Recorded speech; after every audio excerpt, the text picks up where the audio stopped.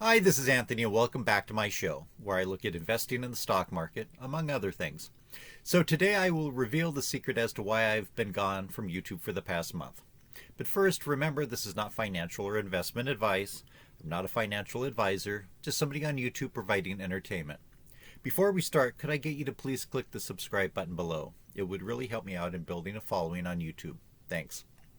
Okay, here's the juicy story of my disappearance. Well, not all that juicy. Actually, either my modem or Wi-Fi eventually died after about 10 years, and that prompted me to make the switch from cable, which was now costing me $135 a month, to fiber. It's inconvenient to not have internet service on my computer, but it prompted me to switch to fiber, which is $20 a month for a year, with the first month free. I'm also renting their equipment for $10 a month, but I can buy my own and use that if I wanted. Anyway, I'll be saving about $1,000 or more over the next year, so I'm glad it happened. Anyway, even after I got the fiber optic line installed, I waited another 10 days or so before sitting down to resume making videos, which is a bit of a chore, but one that I feel a sense of accomplishment from once I've uploaded them. If you've made it to this point, I want you to get some actual stock market investing value out of this video. So if you've been paying attention to the stock market these days, you probably agree with me that we're in a bear market. Now that we've entered this phase, what should one do? Bear markets do a few things. All those high-flying stocks that have gained tremendously in price, even though they lose money, get cut down to more reasonable levels. It may make them buys at this time, assuming at some point they start making money, but even then, they could go sideways for years. And if they really are crummy companies, they may slide down to bankruptcy or just never recover to the prices that you may have bought them in the past.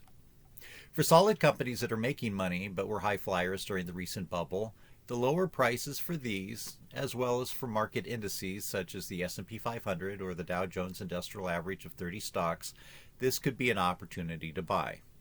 I first started getting really interested in following the stock market on the day the market dropped 22% in 1987. That was a cataclysmic event at the time. Remember, back then, if you were a small investor, you may well have been paying your broker $40 in commissions to buy a stock and then $40 to sell that stock. It's costs like that and the shock of a 22% drop that pushes small investors out of wanting to invest in the stock market for a long time. Of course, today with the internet, anybody can trade stocks, generally without commissions, from their computer or their phone all day long, or at least during trading hours. Look at the chart which shows 40 years of the Dow Jones. You can hardly see that 22% drop in 1987 in the grand scheme of things.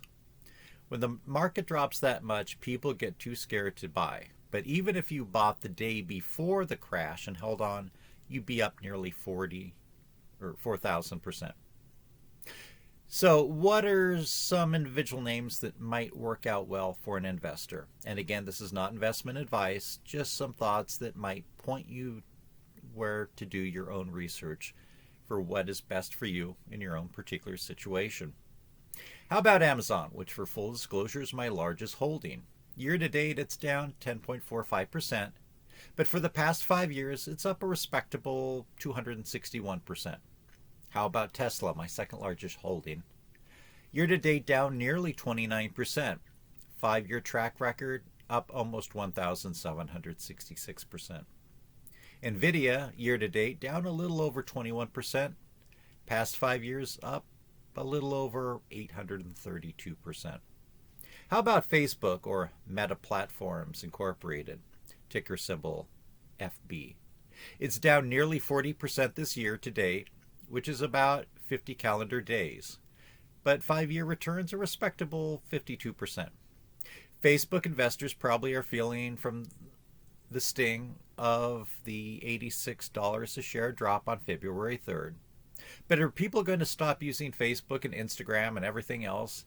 Isn't the metaverse the next evolutionary phase of the internet? In the future, looking back at the price of Facebook today, it may seem like it was a no-brainer buying opportunity. So what are my 2 takeaways from this video?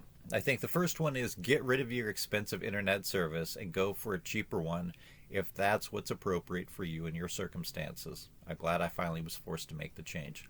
Second, we are in a bear market now. Markets could go down even more. Inflation worries, conflict overseas, political infighting in the United States can all contribute to a further decline in various measures of the market. But overall, markets don't stay down forever, and the United States is always facing real or imagined inflation worries and conflicts overseas and political infighting in DC. These are things that we always face. We just sometimes forget the past and think that it's only an issue in the present. Just about every stock is down, and a lot of them deserve to be down because they are crappy companies that are losing money. But pulled down in this correction are good, solid, profit-making companies that will have a reversal at some point and start going up in the future. The next bull market could start tomorrow, or it could start in 2 years. But investing in the stock market should, for the most part, always be a long-term endeavor for the investor. Again, my purpose with these videos is simply to try to suggest some ideas for you as the individual to use as a starting point for research. I want to be a successful investor, and I want you to be a successful investor. Take what I have to say with a grain of salt and do further research besides what I've pointed out.